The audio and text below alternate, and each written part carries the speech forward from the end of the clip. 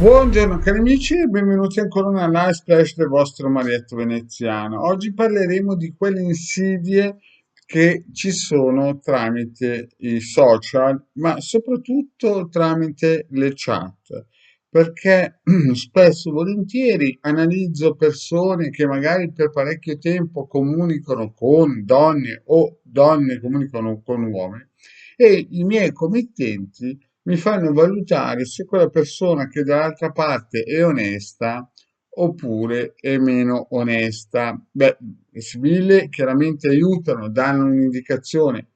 La ricerca tramite un'indagine radionica, radiostesica, danno un'indicazione.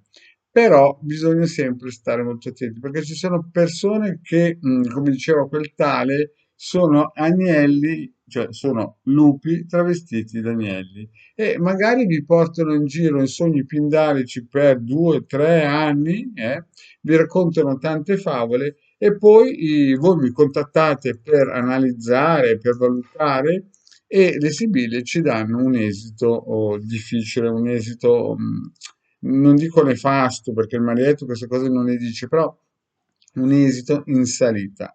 Quindi quando avete una relazione online che dura da tanti anni, che praticamente siete sempre fermi sul passo, che ogni volta che magari vi dovete incontrare ne salta sempre una nuova fuori, allora il vostro Marietto veneziano vi consiglia di fare una bella indagine, una bella, come si dice, radiografia radiestetica e magica della persona. Dopo, chiaramente, se il risultato è positivo, si possono anche attivare dei riti propiziatori, però se il risultato, insomma, lascia un po' il tempo che trova, allora bisogna fare marcia indietro, marcia indietro, come diceva una persona molto famosa.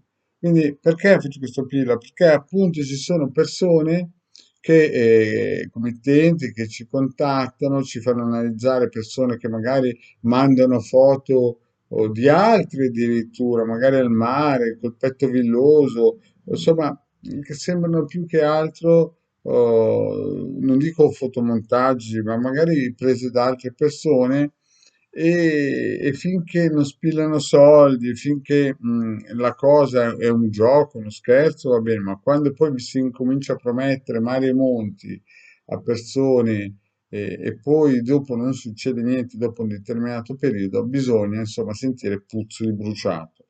Quindi tutte quelle persone che in questo periodo sono in questo periodo, no? In questa fase storica di aver incontrato magari da parecchio tempo qualcuno che continua magari a mandare anche foto, prende scuse, volevo venire a trovarti, ma poi è successo il classico incidente, sono arrivati gli extraterrestri, gli UFO, insomma, l'angelo colorato che mi ha impedito di partire.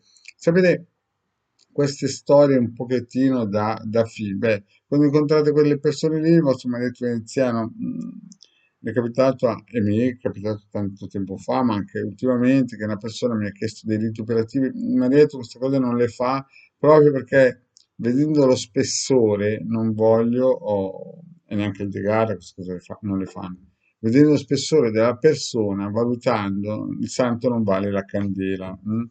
Quindi se vi capita o siete in questo periodo, magari perché è un periodo in cui non dico che state soffrendo, ma magari è un periodo un po' no, e magari incontrate o avete incontrato questi tizi che vi promettono la villa, la casa, di scegliere le mattonelle. Sapete, questi sogni un po' pindarici, un po' da New Age, beh, state lontane e l'unica cosa è valutare tramite un'indagine con le sibille o radionica, radiostesica praticamente, per vedere se il santo vale la candela. Perché ricordatevi, non ci sono solo Padre Pio sull'internet, ma ci sono anche lupi travestiti da agnelli. Quindi sempre un occhio bello vispo e non fatevi, soprattutto se vi manda foto di un trentenne al mare palestrato, capite che